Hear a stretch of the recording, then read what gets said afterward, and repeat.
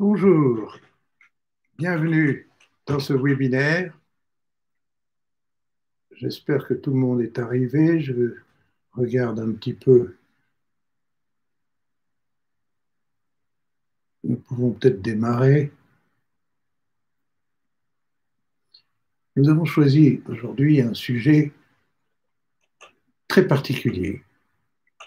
C'est celui de la recherche de la meilleure façon de trouver un poste de direction générale. C'est-à-dire nous allons nous concentrer sur comment réussir quand on a les qualifications de base, ce que l'auto-évaluation vous permet de vérifier, de valider, comment réussir à trouver un poste de direction générale et à passer le cap des interviews, des sélections et des divers moyens qu'utilisent les, les employeurs, les investisseurs pour recruter un directeur général. La raison pour laquelle j'ai choisi ce thème, c'est que ce n'est pas du tout pareil. Quand on postule un poste de cadre supérieur, l'employeur cherche une compétence. Certes, la participation à la stratégie, mais c'est surtout l'exécution d'une stratégie. L'investisseur et le directeur général se mettent d'accord sur une stratégie. Le cadre supérieur, normalement, fait partie d'un comité exécutif ou d'instances diverses qui reflètent ce type d'organisation hiérarchique, l'actionnaire, le conseil d'administration, le directeur général, sous divers titres, qui peut s'appeler président ou gérant ou autre chose, et les cadres supérieurs. Donc, vous êtes cadre à haut potentiel, vous avez des diplômes, vous avez réussi pendant 7-8 ans, vous aspirez à devenir normalement soit directeur général d'une petite unité, soit cadre supérieur et de participer à la direction d'une entreprise. C'est un premier objectif et toute notre méthode consiste à vous aider à atteindre cet objectif. Mais, et c'est le but de ce dont nous allons parler aujourd'hui, pour atteindre un poste de direction générale, c'est plus du tout le même jeu de cartes, c'est plus du tout la même méthode. Certes, il y a les 5 étapes, l'auto-évaluation, le ciblage, l'approche, etc., jusqu'à l'interview et la finalisation. Ces 5 étapes existent aussi pour les étudiants. Ils existent. Ce sont des étapes logiques. Ils existent pour les cadres, ils existent pour les cadres supérieurs, mais ils existent aussi pour le directeur général que l'on veut devenir. Mais le contenu est différent.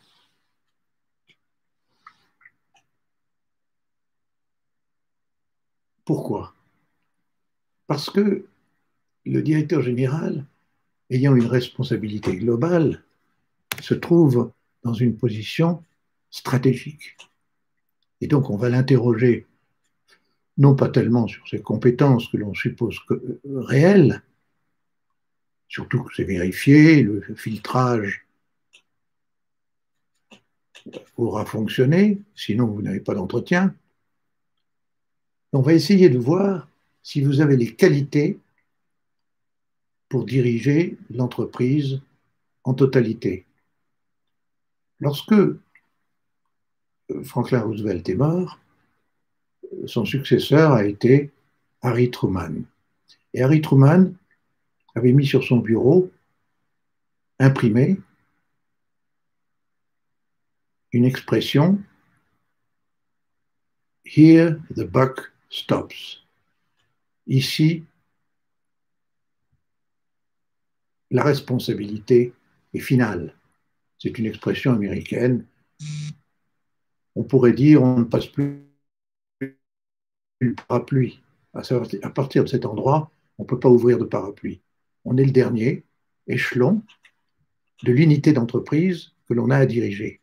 Et on ne peut pas dire c'est pas de ma faute, les circonstances étaient différentes, les risques n'étaient pas prévisibles. Non, on est responsable des résultats de l'entreprise qu'on a sous sa direction. Et donc, ça exige un certain nombre de qualités. On va examiner la différence entre rechercher un poste de cadre supérieur et rechercher un poste de directeur général. Il faut dire que je suis spécialisé dans ce domaine. J'ai des centaines et des centaines, j'ose pas dire des milliers, de cas de recrutement de directeurs généraux, de CEO, comme on dit, les Chief Executive Officers, pour des filiales, des divisions, des départements, des groupes de sociétés, et pour trouver le patron d'immenses groupes. On venait nous voir en nous disant, notre directeur général est parti, ou nous l'avons licencié pour X raisons, ou il est parti à la retraite. Enfin, dans un cas particulier, je me souviens, il était décédé. Donc le problème était encore plus dramatique. Il fallait remplacer très vite quelqu'un. J'ai donc acquis les réflexes. Et je me suis formé une opinion sur la différence entre recruter un cadre supérieur et un directeur général. On va examiner cela en fonction des diverses étapes de la méthode Happy Job Consulting. Alors la première étape, c'est l'auto-évaluation. Le point clé, c'est est-ce que vous êtes capable d'avoir une vision stratégique d'une entreprise? Est-ce que vous connaissez l'élaboration d'une stratégie? Le deuxième élément, c'est est-ce que vous avez, dans la pratique, démontré que vous aviez du leadership, c'est-à-dire la capacité d'entraîner une équipe pour partager la vision que vous et les actionnaires avez. C'est pas simple, mais enfin, on l'a ou on l'a pas. Ça peut se former. Est-ce que vous réagissez rapidement pour prendre des décisions? Parce que les études infinies aboutissent au drame. Je me souviens d'un cas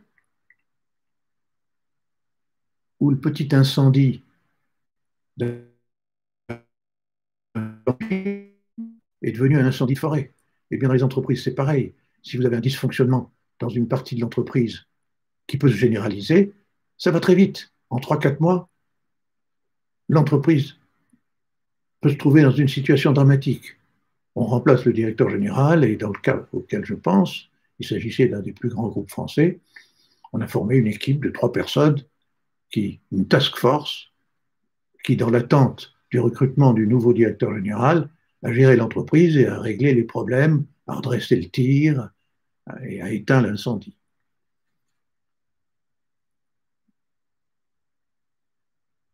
L'auto-évaluation que vous devez faire si vous êtes candidat à un poste de directeur général, elle doit être d'acquérir la certitude que dans des situations de redressement, d'innovation, de changement de marché, de concurrence devenue difficile, vous êtes à la hauteur pour prendre les décisions d'adaptation. Car c'est là-dessus que vous serez jugé. Dans la plupart des cas, vous savez qui vous êtes, parce que vous avez probablement 15 ans d'expérience ou 10 ans d'expérience, et vous savez comment vous réagissez au drame. Parce qu'il ne s'agit pas de gérer une entreprise qui va toute seule, ça c'est facile, mais c'est quand il y a un problème qu'on reconnaît si le directeur général est compétent ou non. Le ciblage est plus délicat, car on peut transposer quelqu'un d'une industrie à une autre. On peut passer de l'automobile au textile, de l'automobile au produit de grande consommation. Il n'y a pas de règles dogmatiques. Je me souviens quand Margaret Thatcher a eu un problème en Angleterre avec le charbon. Le charbon était une entité gérée par l'État. qui s'appelait le Call Board. Elle a recruté le patron de Lazare parce qu'il avait le caractère, la poigne, la vision stratégique, la connaissance financière et surtout la pugnacité, car il y avait en Angleterre à l'époque une domination totale des syndicats qui ont pourtant leur rôle à jouer, mais il y a un leader syndicaliste qui s'était fait un nom sur une approche révolutionnaire que les prédécesseurs de Margaret Thatcher avaient laissé se développer. Bon, il y a eu une confrontation, un plan de redressement, et ça a changé le cours. Et les entreprises ont pu s'adapter aux évolutions des marchés en donnant les protections nécessaires aux ouvriers. Mais enfin, le monde a basculé grâce au recrutement d'un financier d'investissement qui a été mis à la tête des charbonnages. Donc, là, le ciblage n'est plus du tout le même. On ne passe pas de l'alimentaire à l'alimentaire, de la grande consommation à la grande consommation. On ne peut pas dire que c'est sectoriel. Le directeur général peut venir pratiquement de n'importe où s'il a les qualités requises. Alors évidemment, il y a des cas impossibles. Si vous voulez mettre à la tête d'une société d'intelligence artificielle quelqu'un qui n'y connaît rien, il ne pourra pas parler aux clients. Bon, là, il y a quand même des limites à ce que je viens de dire. Il y a des secteurs où il y a prédominance de l'innovation, de la technologie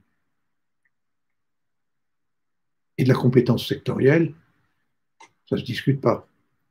C'est vrai en partie lorsque l'entreprise est très orientée vers la technologie. Par exemple, l'assurance, la finance contiennent parfois des innovations technologiques qu'il faut connaître et qu'on ne peut pas inventer. Mais ce n'est pas l'essentiel. Dans la plupart des cas, les transferts de secteur à secteur sont possibles. Ce n'est donc pas la compétence sectorielle qui prédomine, c'est la capacité de développer une stratégie.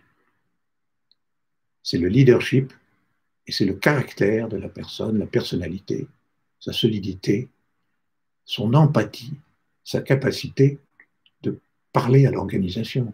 Car le vrai travail d'un directeur général, c'est de réunir les personnes qui travaillent pour lui, de les convaincre, de partager les informations qu'ils ont pour en tenir compte dans une décision relativement consensuelle, pas toujours, mais en tout cas, il doit les convaincre et les entraîner.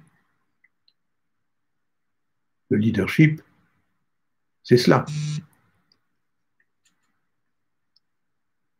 Le ciblage, donc, doit s'orienter vers d'autres catégories quand on est à la recherche d'un poste de directeur général. Il faut aller vers les actionnaires, bien sûr. Et les actionnaires sont représentés par un conseil d'administration, donc c'est les administrateurs qu'il faut aller voir, ou le président. Le président de la société, lorsque les deux fonctions sont séparées, président et directeur général, c'est le meilleur premier contact, car il a la synthèse, il sait exactement quels sont les besoins. Et si vous êtes candidat à directeur général, c'est lui qu'il faut voir. Alors, il existe dans des entreprises une délégation du conseil d'administration au comité de nomination. Eh bien, c'est le président du comité de nomination qu'il faut voir.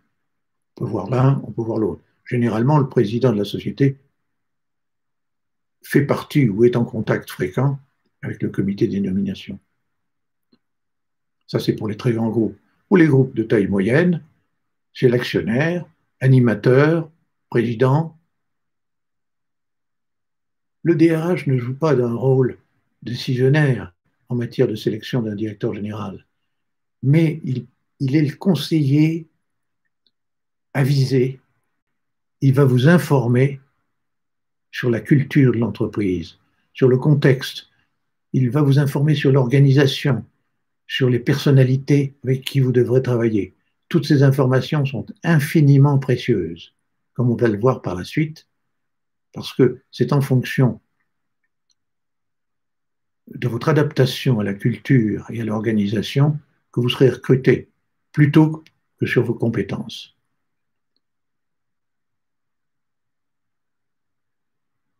Les outils sont à peu près les mêmes. Il n'y a pas une différence. Il faut que vous ayez une page LinkedIn qui décrive vos réalisations, qui décrive un peu qui vous êtes, qui communique facilement avec l'ensemble des cadres et dirigeants, qui doivent savoir qui vous êtes, et ça va vous permettre de prendre contact avec les dirigeants lorsque vous cherchez à être interviewé pour un poste.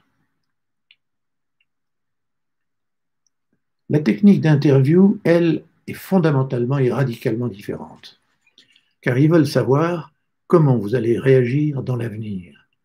Alors, ce n'est pas tellement le passé qui compte. Le passé joue un rôle, il valide vos compétences, mais ça va de soi. Ce qui est important et qui ne va pas de soi, c'est comment vous réagirez dans un contexte futur. Et là, il faut être prêt à répondre à des questions. Voilà ce que je vais répondre. Il faut y réfléchir profondément. On va entrer dans le détail, si vous le voulez bien, des différences et des conseils que je peux vous donner si vous êtes candidat à un poste de direction générale, quel que soit le niveau, que ce soit une petite, une moyenne, une grande société, vous êtes dans un monde différent de celui des cadres supérieurs.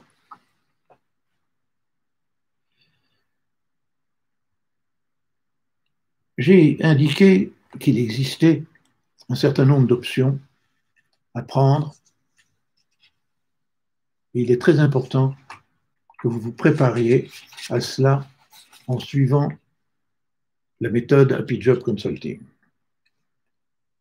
Alors, le ciblage des secteurs se fait en fonction de sources d'informations, qu'elles soient financières, qu'elles soient journalistiques, que ce soit des analystes financiers.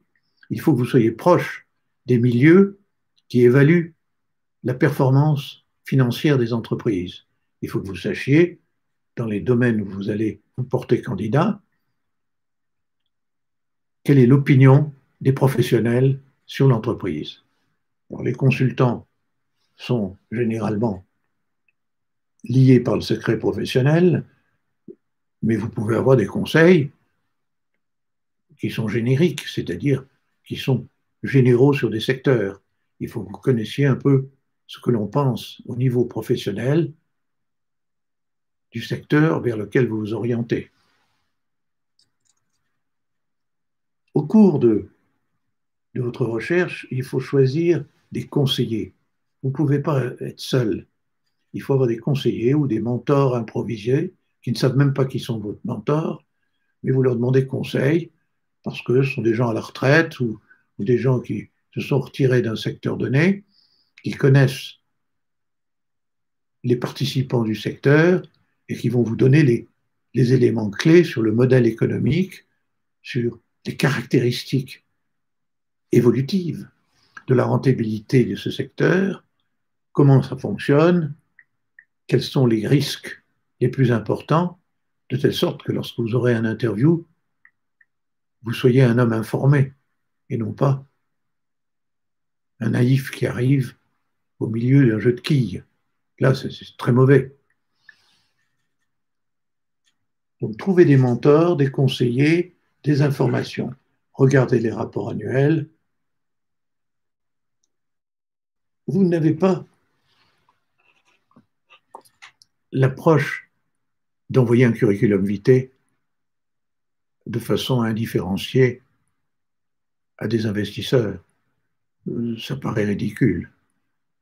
Vous ne savez pas quelles sont leurs priorités, et si vous envoyez un CV avant d'avoir une conversation au téléphone, ça va tomber à plat, et ça va surtout vous mettre dans une position de questionnement. On va vous dire, mais qu'est-ce qui se passe? Est-ce que vous êtes un cas désespéré? Enfin, on va le penser, ce qui est encore pire. Donc il faut contacter les gens qui suivent la performance des entreprises, comme les banquiers d'investissement, les fonds d'investissement, les propriétaires des entreprises, les conseils d'administration, les comités de nomination, quand on a déjà l'information qu'il va y avoir une vacance importante, et ça, vous le savez, par un réseau, le réseau de vos mentors ou de vos conseillers ou de vos amis ou les professionnels du secteur, les associations connaissent les évolutions des participants du secteur. Il faut en amont de votre recherche, sur le plan du ciblage et des approches, consulter les gens qui savent. Alors ça a l'air difficile, mais en réalité c'est assez simple. Il y a pour chaque secteur une dizaine de sources à approcher. Si vous êtes dans le jouet, il y a une association, il y a un ancien PDG du secteur du jouet, il y a des consultants qui ont travaillé sources d'informations. C'est eux qui vont vous permettre de cibler ce pourquoi vous devez vous porter candidat.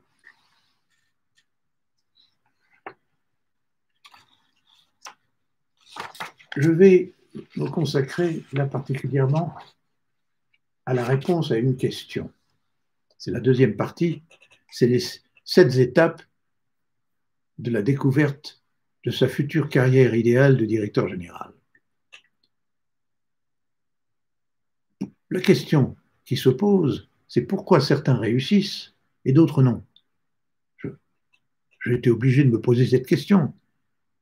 Et j'ai la réponse. En tant que chasseur de tête, je sais pourquoi la candidature de l'un a réussi et l'autre non, parce que c'est la première question que je pose à mes clients. Je leur dis pourquoi pas lui, pourquoi, etc. Et je forme un instinct et un raisonnement qui est intuitif. Je sais à peu près à l'avance si une candidature va réussir ou non. Et je ne présente que ceux dont je suis certain que ça va réussir. Alors, si on présente 3 personnes, il y en a l'un qui sera le meilleur pour telle ou telle raison, de circonstance ou d'un élément qui force le jugement du décideur. Mais je ne présente que des gens qui ont toutes les caractéristiques pour réussir. Pour réussir à trouver un poste de directeur général, il faut que vous ayez une vision personnelle claire. Si vous êtes dans la confusion, ça apparaîtra dès le début de la conversation. On verra que finalement, vous cherchez un job et c'est tout. Donc c'est sans substance, c'est très superficiel. Il faut que vous ayez une idée du lien entre votre compétence et les besoins d'un secteur et que vous soyez une proposition vivante de solution. S'il n'y a pas ces 3 éléments, ça ne marchera pas. Ça paraîtra comme juste une candidature, un curriculum vitae, c'est tout. Il faut que vous ayez ce qu'on appelle le mindset, c'est-à-dire l'attitude d'un CEO, d'un patron. J'emploie le terme CEO parce que c'est le terme anglo-saxon, Chief Executive Officer. Il faut que vous ayez déjà dans l'esprit un comportement et une attitude mentale de futur patron. Ça ne veut pas dire l'arrogance, ça ne veut pas dire l'apparence superficielle, caricaturale d'un patron.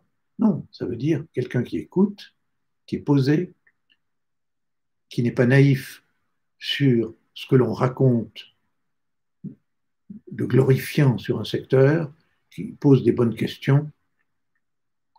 C'est cet ensemble de caractéristiques d'un directeur général qu'il faut que vous représentiez dans votre comportement et dans votre attitude mentale. On arrive à réaliser ça en lisant des livres sur la stratégie, en écoutant des grands patrons parler. Je vous donne un exemple. En France, c'est formidable. Vous avez BFM Business.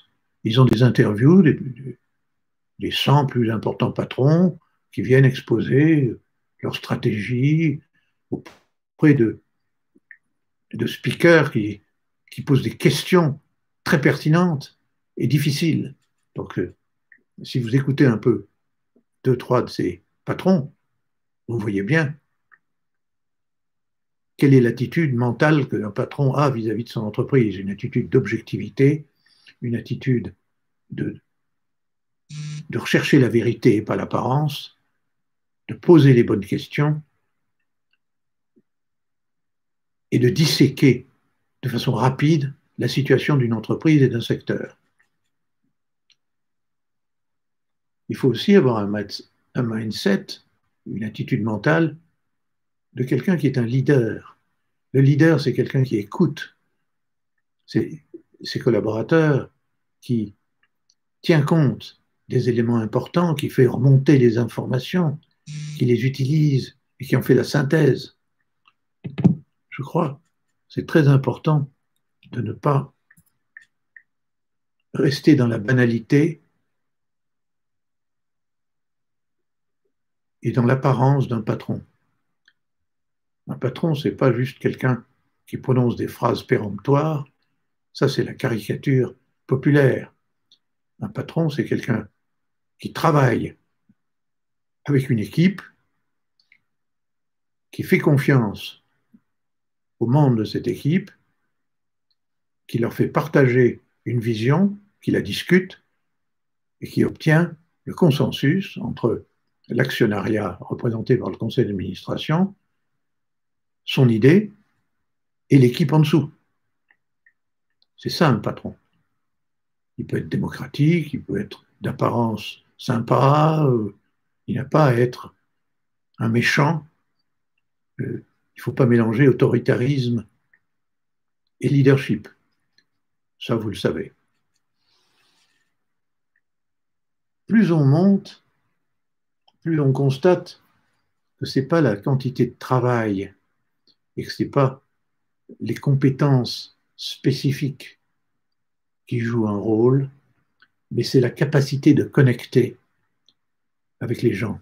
Je dis les gens parce que ça peut être en dessus, ça peut être en dessous, ça peut être à côté, ça peut être des clients, ça peut être des banques, c'est ses collaborateurs, c'est une série d'expériences vécues ensemble qui donnent une crédibilité. C'est la confiance qui s'établit et c'est ça le point le plus important qu'on va rechercher. Alors, un patron, c'est quelqu'un qui est énergique, qui est motivé, c'est vrai, mais il faut que vous vous examiniez pour vous-même par rapport à ses qualités, où vous vous situez.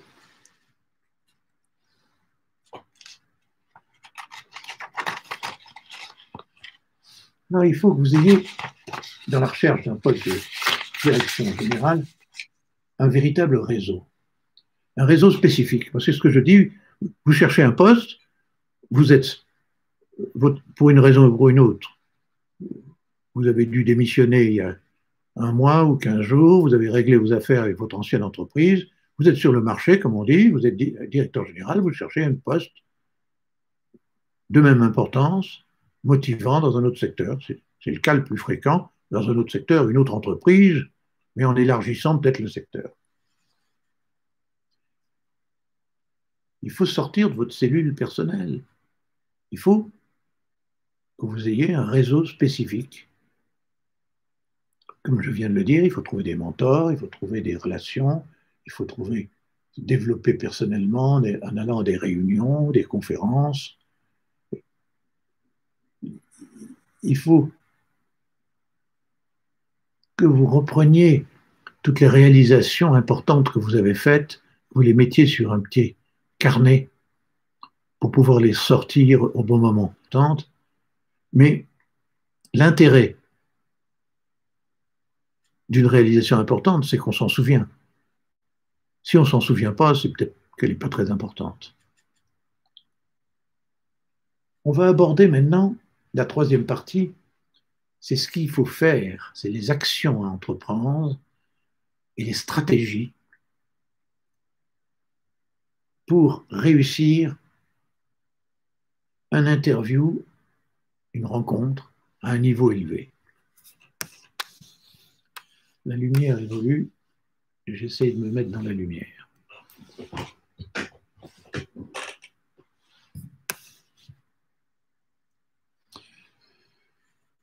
J'ai réussi plus ou moins. J'ai développé 12 stratégies. C'est un peu long, mais je crois qu'il faut le faire pour bien comprendre le sujet et réussir. Alors, la première stratégie, elle est très simple, c'est vous ne pouvez pas aller à un interview pour un poste de directeur général sans avoir fait une recherche exhaustive de l'entreprise et du secteur possible. Il faut connaître les rapports annuels, il faut connaître ce que pensent les analystes financiers, ce que disent les journaux financiers du secteur, trouver des sources d'informations et leur parler. Il faut essayer, lorsque vous avez eu le premier contact avec le DRH, de l'interroger sur la culture de l'entreprise ou une source d'information interne, un ancien.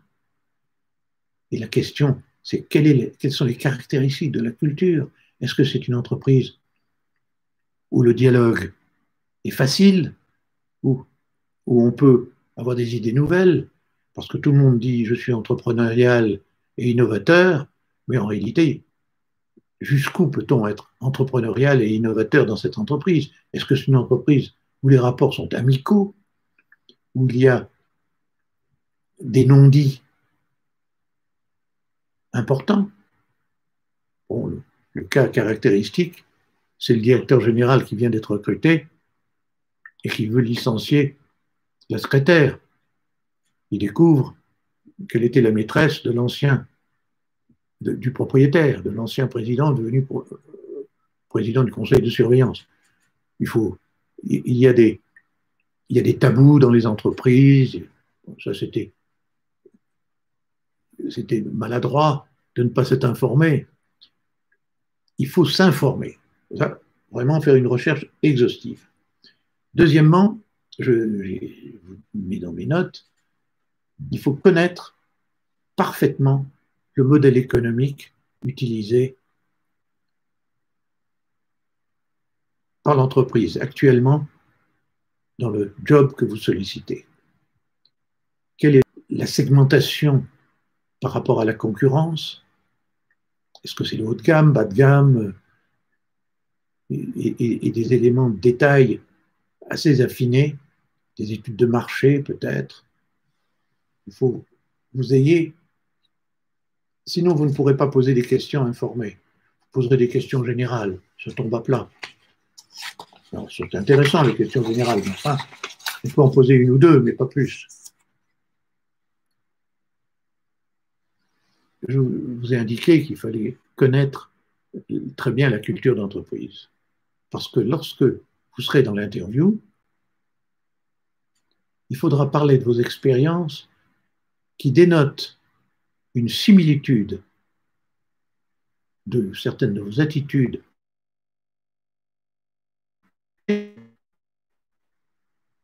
par rapport à la culture d'entreprise de votre futur. Très important, parce que les gens jugent un directeur général sur son leadership, sur sa capacité d'avoir une stratégie peut-être différente de l'ancienne, mais aussi sur le fit par rapport à la culture. Est-il quelqu'un qui va s'adapter à la culture de l'entreprise que l'on ne peut pas changer? On peut la changer en 20 ans, mais on ne peut pas la changer en 5 minutes. Donc vous entrez dans une entreprise, il y a des façons d'opérer avec lesquelles vous devez vous adapter au début, et puis faire les changements petit à petit.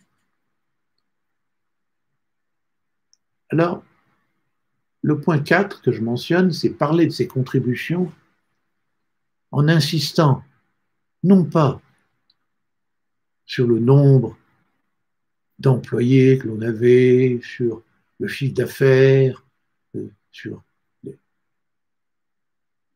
des critères qui finalement ne sont pas 100% significatifs, mais de développer des informations qui vont leur permettre de vous évaluer dans le futur. Parce que c'est bien beau d'avoir une réussite dans le passé, mais dans un contexte différent, peuvent-ils penser et ils peuvent dire, finalement, est-ce qu'il va réussir dans le nouveau contexte et dans la nouvelle culture? D'où mon point 5, c'est une stratégie que je vous recommande, c'est d'essayer de doser vos réponses à 90% sur l'avenir et à 10% sur le passé. Je veux dire par cela que quand on vous pose une question du genre, dites-moi une situation dans laquelle vous avez dû régler un conflit social. Vous dites, ah ben, il y a 3 ans, j'ai eu un préavis de grève, j'ai dû négocier, j'ai résolu de telle façon. Très bien. Ça, c'est vos 10% de réponse. Mais 90% de réponse, ce doit être dans votre situation, quel climat permettrait d'avoir un dialogue, quelles sont les options qui s'offriraient, et vous vous présentez comme ayant des solutions futures dans leur contexte. Et inconsciemment, va s'instaurer un dialogue sur l'avenir et sur comment vous pourriez, en tant que membre de l'organisation, trouver des solutions. C'est beaucoup plus habile et beaucoup plus convaincant. Hein, ça n'a aucun intérêt. Essayez d'éviter les premiers postes. Si les gens insistent, vous décrivez vos premiers postes. Mais parlez de votre dernier poste et de l'avant-dernier poste, et ce que vous avez réalisé en essayant de trouver des exemples applicables à l'avenir dans le contexte de l'entreprise, et en essayant de faire évoluer l'entretien sur l'avenir et ce que vous pourriez contribuer dans le contexte actuel ou futur de votre employeur potentiel. Alors, une chose qui m'a toujours frappé, c'est de ne pas être prêt avec des réponses alternatives. Il faut que vous prépariez certaines questions que vous allez poser, qui sont des questions difficiles et nécessaires. Vous allez poser des questions. Est-ce que vous êtes prêt à donner au directeur général toute latitude pour avoir, par exemple, des investissements qui vont faire perdre de l'argent pendant 3 ans? Supposons. C'est peut-être parfois une stratégie à recommander. On perd pendant 3 ans de l'argent et on en retire tous les bénéfices. Bon. Et vous ne savez pas comment ils vont répondre. Vous avez préparé cette question, vous la posez, et là, à ce moment-là, vous devez réagir, vous ne devez pas vous arrêter, merci, vous avez donné une réponse, on passe à la question suivante. Surtout pas. Il faut développer la question et parler de l'avenir. Et là, en fonction de la réponse, s'il dit oui, vous avez une question qui va prolonger l'entretien et valoriser justement votre capacité à travailler dans leur contexte et pas description de votre passé, qui n'est pas convaincant finalement. Sur le plan émotionnel, votre passé, c'est votre passé. C'est dans un contexte qui n'était pas le leur. Ce qu'ils veulent savoir, c'est ce qui se passera dans leur contexte.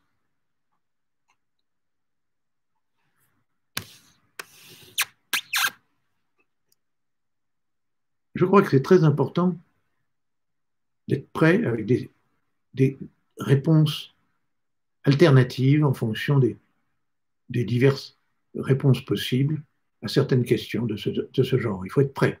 Il faut simuler les...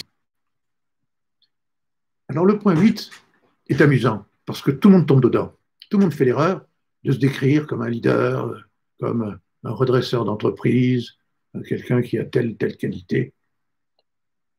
Ça n'a aucun sens. Ça n'a aucun intérêt d'ailleurs. Quand quelqu'un lit ça, c'est banal, c'est triste. Ça n'a aucun intérêt. Il faut évoquer des petites histoires.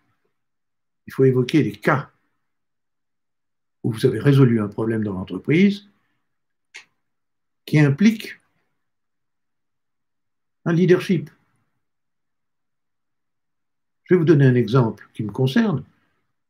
J'avais une espèce de désir dans mon ancienne société de racheter l'entreprise parce que je trouvais que le patron était proche de la retraite, il voulait nous vendre, il choisissait les acheteurs, et puis nous, on préférait choisir notre acheteur, et surtout, on préférait acheter l'entreprise nous-mêmes.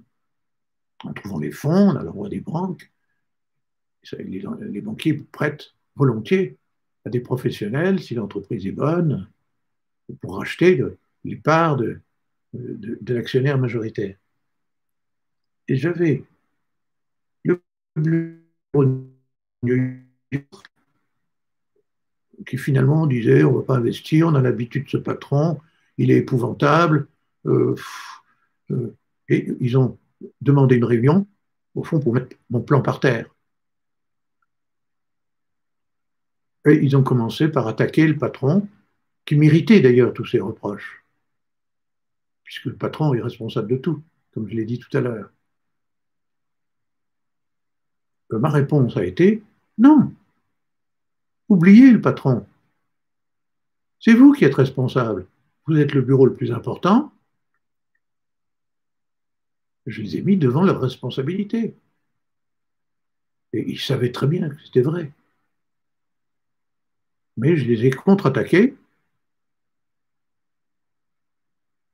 en citant les la faute n'est pas écrite dans les étoiles, mais elle est en vous-même, dont vous êtes les esclaves. Voilà la phrase de Shakespeare. Et ça les a touchés au plus profond d'eux-mêmes et ils ont reconnu que c'était à eux d'agir. J'ai dit, vous rachetez l'entreprise, oubliez, recrutez-moi. Il se trouve que c'est moi qui ai eu le poste 2 ans plus tard, mais on va recruter ensemble. Parmi nous, le meilleur. Et puis vous, faites ce qu'il faut et arrêtez de faire des excuses en reportant sur le président tous les errements qui sont les vôtres. Organisez-vous, faites quelque chose. Et faites un plan, et c'était le but de la réunion en fait. Je ne dis pas que c'est un leadership génial, mais il faut contre-attaquer parfois. Il ne faut pas être trop mou. Et là, si vous racontez cette histoire, bah, automatiquement, vous vous dites, ce type-là, il a de l'humour, il a du leadership, il a toutes les qualités que vous voulez. Mais ne dites pas, j'ai du leadership. L'expression nous avons fait ça, nous avons fait ça. Lorsque c'est une équipe qui a réussi, c'est nous, c'est pas je. Il n'y a rien de pire pour un patron de tirer la couverture à lui des succès de l'équipe. Très mauvais. Alors, il y a le point, la communication, c'est d'abord écouter. D'abord, c'est très important d'écouter, parce que les gens qui sont généralement sous vos ordres, s'ils n'ont pas l'occasion de pouvoir exprimer la totalité de leurs griefs et de leurs pensées, de leurs opinions, ils sont frustrés. Ils disent, on ne m'écoute pas. Il n'y a rien de pire. Et alors, c'est un véritable crime de ne pas écouter l'interlocuteur, de l'interrompre et de répondre. Il faut écouter jusqu'au bout, parce que la question a une raison d'être. Et là, vous l'apercevez tout de suite, si vous l'écoutez. Il faut savoir sourire. Je dois dire, moi, c'est mon problème. Je n'ai pas la technique des politiciens qui sourient tout le temps. Il faudrait que j'acquière cet art de sourire. Et si vous pouvez l'acquérir, faites-le. Parce que quelqu'un de souriant est assimilé à quelqu'un de charismatique, de sympathique, avec qui moche, avec des vêtements. Alors évidemment, ça paraît évident, mais c'est pas si évident que ça. Les femmes peuvent avoir des pantalons avec une cravate, une chemise blanche et une cravate qui est assez sobre. Bon, mais ne venez pas en disant je suis tellement bon que c'est pas la peine de bien m'habiller. Si, ça vaut la peine. Le look, l'élégance sont une forme de politesse. et d'attractivité. Le point 11 n'est pas si évident que ça, parce que vous avez des gens qui sont négatifs. Ils croient qu'être négatif, c'est être compétent. Oui, bien sûr, il faut être critique et voir les difficultés, voir les points noirs, les décortiquer. C'est le rôle de tout businessman et de tout directeur général, c'est critiquer une analyse, critiquer ce qui est critiquable. Mais il faut être positif.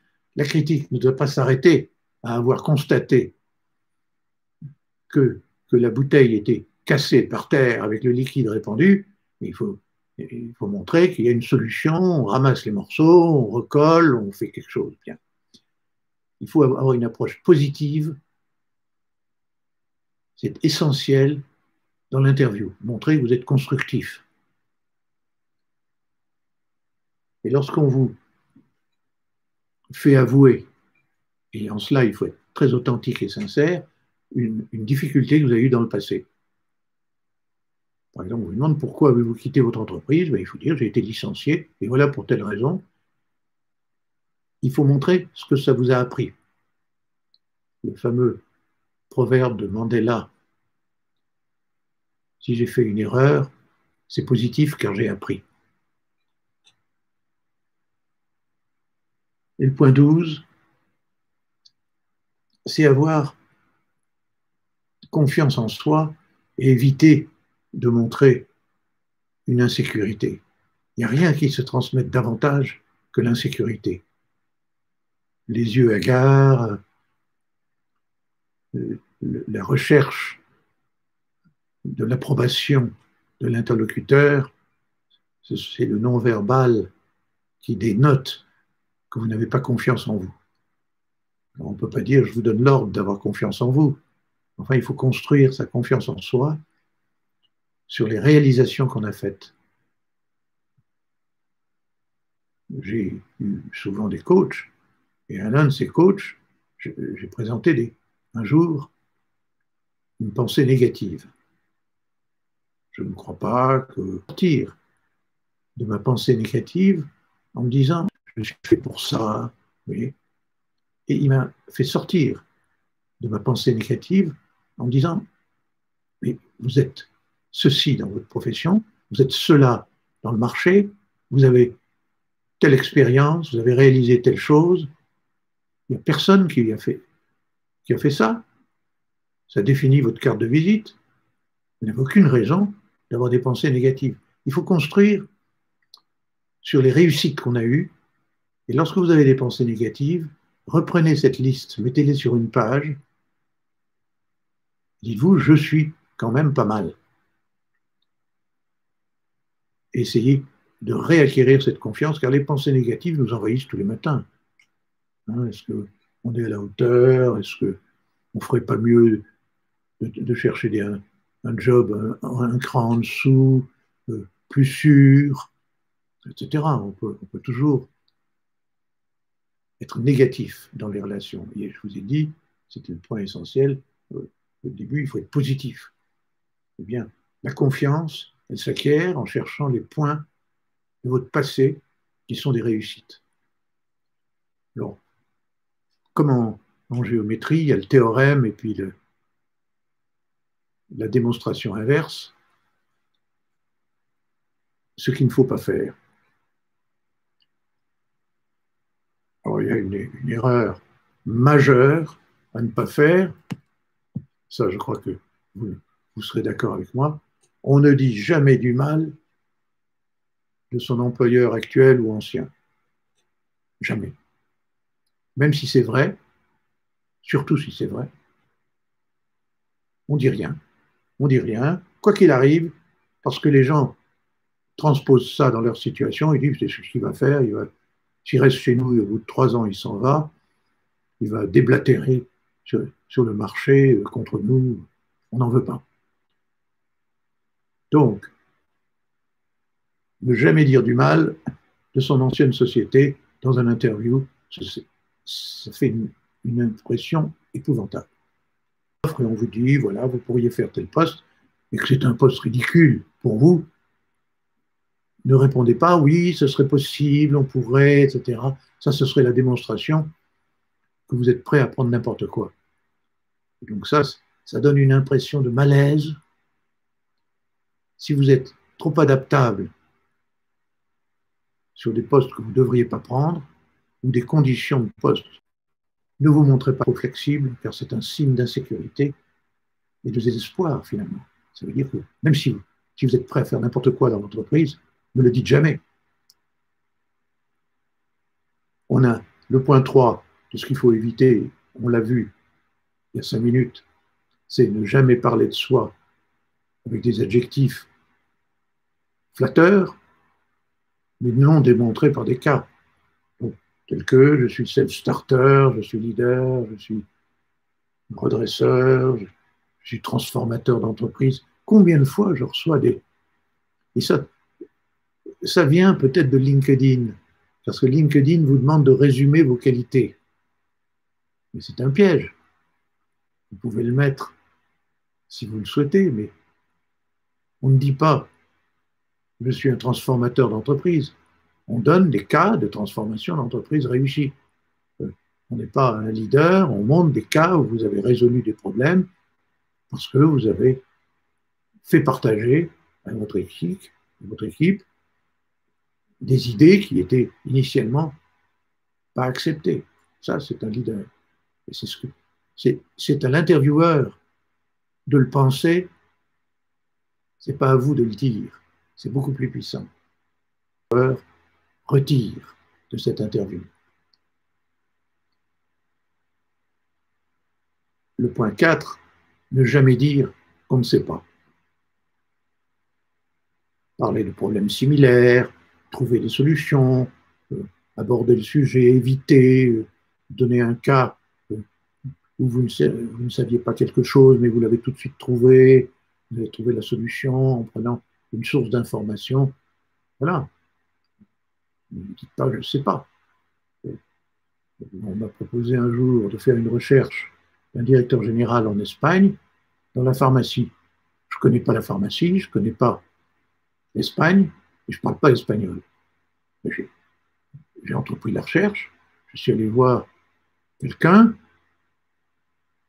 à Madrid qui connaissait toute l'industrie, parce qu'il était fournisseur de l'industrie pharmaceutique.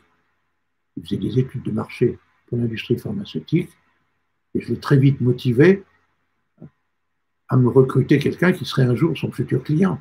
Je l'ai invité à déjeuner, il m'a donné les 3 meilleurs candidats du marché, je les ai approchés, j'ai parlé en anglais ou en français avec eux, et le problème a été résolu, j'ai présenté des candidats avec succès. Un exemple, le président Theodore Roosevelt,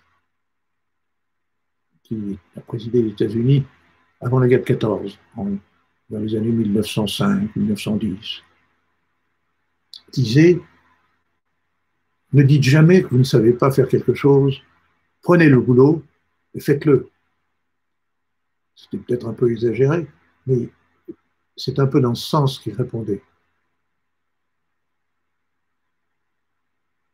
Et le point 5, ça rejoint la nécessité de rechercher toutes les informations sur le job, parce que si vous êtes interviewé pour un poste de directeur général dans une entreprise et que vous posez des questions dont vous devriez déjà connaître la réponse, c'est un signe que vous ne savez pas vous informer.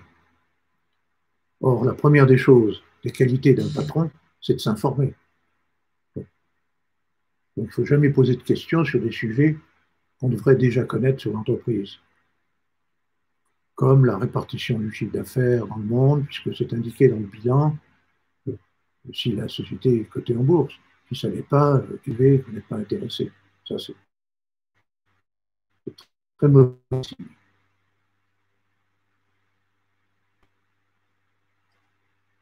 Nous avons terminé pour la partie, disons, idéologique du webinaire.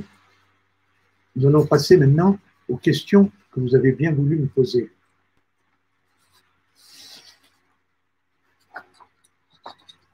Catherine me pose une question Que répondre si lors d'un interview, on me pose une question indiscrète sur ma vie privée, mes croyances ou mes idées? D'abord, ça ne doit pas avoir lieu. Mais les intervieweurs sont habiles et aiment marcher sur la ligne jaune. Donc ils posent des questions un peu indirectes pour voir vos préférences sexuelles, pour voir votre religion, vos idées politiques, syndicales.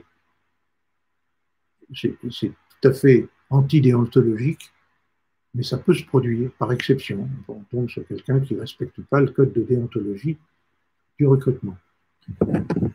Car le recrutement doit porter sur la compétence, la capacité à faire le job, et pas sur des éléments de vie privée qui ne regardent pas l'employeur. Alors vous pouvez vous aimez l'entreprise, vous pouvez noter au passage que cette personne ne devrait pas poser ce genre de questions, le noter dans votre esprit, mais il faut trouver un moyen habile. Alors vous pouvez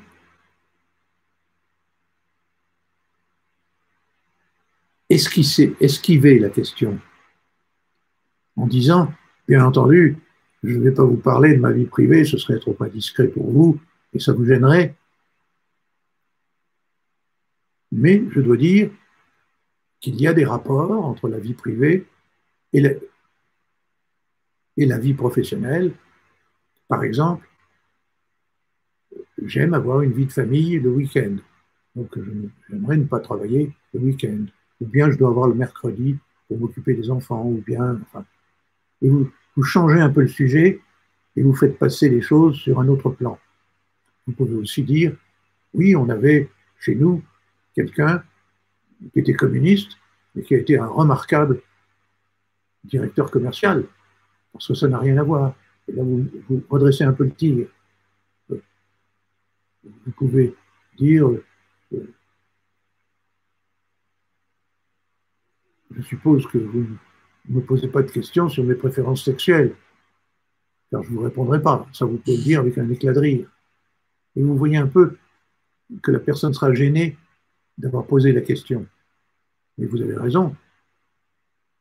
Il faut esquiver, ça ne regarde personne, vos idées, c'est les vôtres, vous n'avez pas à donner des... Dans la mesure où ça affecte l'entreprise, j'en ai aucune qui entre dans ce cas.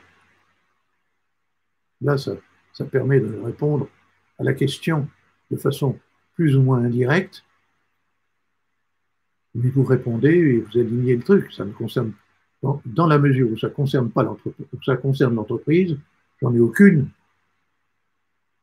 qui s'applique. J'espère avoir répondu à votre question, mais c'est difficile de répondre lorsqu'on est en désaccord avec la question. Comment aborder son exigence salariale si le sujet n'est pas évoqué lors de l'interview? C'est une question fréquente. Vous pouvez, à la fin, quand dans l'interview, on sent que ça va se terminer, vous allez dire, là pour le coup, il faut sourire, vous pouvez dire, je suppose que les questions d'argent vont être réglées automatiquement. Donc vous allez me poser des questions. Là, ça met les pieds dans le plat. Vous pouvez aussi dire, je ne suis pas inquiet pour votre rémunération, vous connaissez la mienne, vous savez ce que je désire, au minimum, est-ce que c'est le moment d'en parler? Parce que si vous dites que ce n'est pas le moment d'en parler, ben, vous demandez à ce moment-là quand le sujet sera-t-il évoqué, mais généralement, il en parlera tout de suite. Il ne faut pas avoir peur de parler argent. Je crois que si une entreprise tombe sur un candidat qui ne s'intéresse pas à ses propres intérêts, dont la rémunération, ce candidat il doit s'en méfier parce que c'est quelqu'un qui défendra mal les intérêts de l'entreprise. Il faut s'intéresser à ses propres intérêts. Vous pouvez le dire d'ailleurs. J'imagine que si vous me confiez une partie des finances de l'entreprise, que ce soit dans la vente, que ce soit dans d'autres domaines, les achats, dans les finances, c'est que vous savez que je sais compter. Alors, parlons de nous. Parlons de mon cas. Avez-vous une idée déjà de l'offre que vous avez l'intention de faire? Ça, c'est direct. Ça dépend des personnalités. Il faut choisir sa voie. Mais la façon indirecte et la plus simple, c'est de dire comment abordez-vous les questions de rémunération avec les candidats. David pose une question. L'offre de rémunération ne me convient pas. Comment négocier l'amélioration de l'offre? Alors, il y a plusieurs biais. Il y a d'abord, est-ce que l'offre vous intéresse vraiment? Parce que parfois, il faut prendre une décision d'être payé un peu moins et d'entrer dans l'entreprise, de performer et de prendre date pour une augmentation. Et de ne pas être dans la situation où, dans l'esprit de l'employeur, vous serez surpayé et on va vous exiger tout de vous.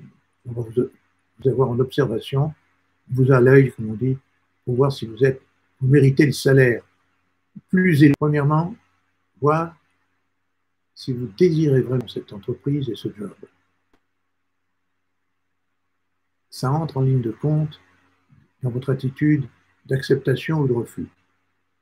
Et la deuxième ligne stratégique qu'il faut suivre, c'est si l'offre ne me convient pas, j'espère ne pas m'être trompé, mais j'ai fait une étude de marché du secteur, j'ai regardé le niveau des rémunérations dans les postes équivalents, et je puis vous dire que c'est tant, non pas tant. Donc vous êtes, semble-t-il, par rapport à cette étude, en dessous de la valeur du marché. Ce qui n'est pas un bon point pour l'interlocuteur. Je crois que vous pouvez faire une contre-offre. Vous pouvez dire, moi je suis prêt à accepter 10% de plus, si vous êtes écarté, vous avez un écart de 30%, je suis prêt à accepter 10 ou 15% de plus, mais un variable, qui sera évidemment plus intéressant.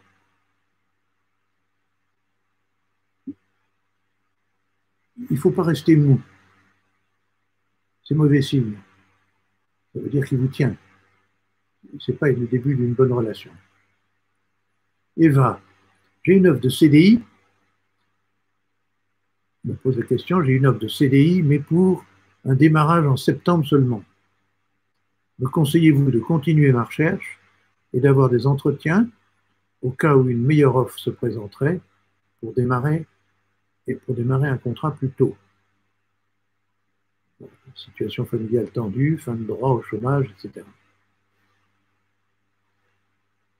La prudence dicte qu'il faut accepter. D'ailleurs, vous êtes dans une période probablement d'essai à partir de septembre. Donc, vous ne savez pas si vous allez continuer au bout de 3 mois ou 6 mois, selon la durée de la période d'essai. Donc, vous n'êtes pas sorti de la précarité, même en acceptant. Vous pouvez accepter, et puis vous renseigner, pour voir s'il y a de meilleures offres. Ce qui n'est pas malsain, parce que si vous n'êtes pas confirmé à la fin de la période d'essai, au moins vous aurez une deuxième offre.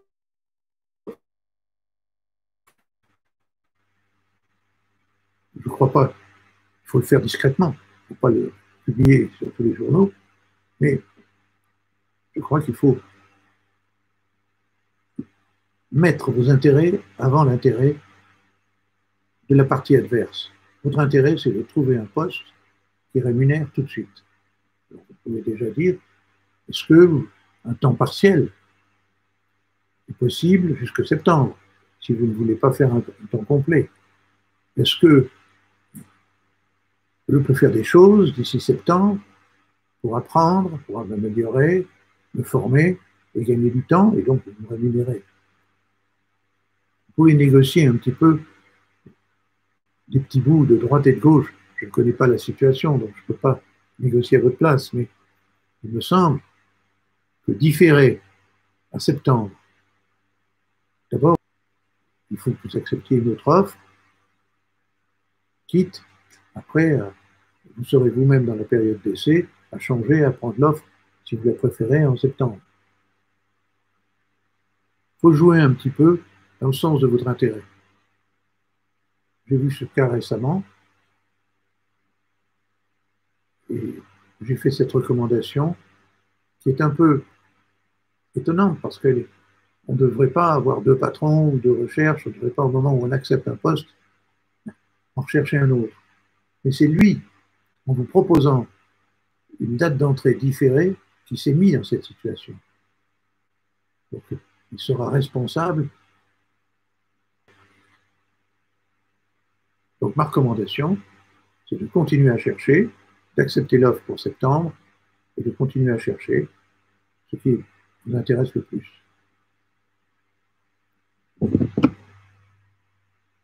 Nous avons terminé ce webinaire. Vous savez que vous pouvez me poser toutes les questions qui vous viennent à l'esprit dans le cadre du suivi de cette méthode. J'espère que vous aurez de bonnes pistes pour le job que vous poursuivez. Et en tout cas, je suis à votre disposition pour vous porter assistance si vous voulez bien m'écrire vos questions pendant la semaine. Merci et très bonne journée.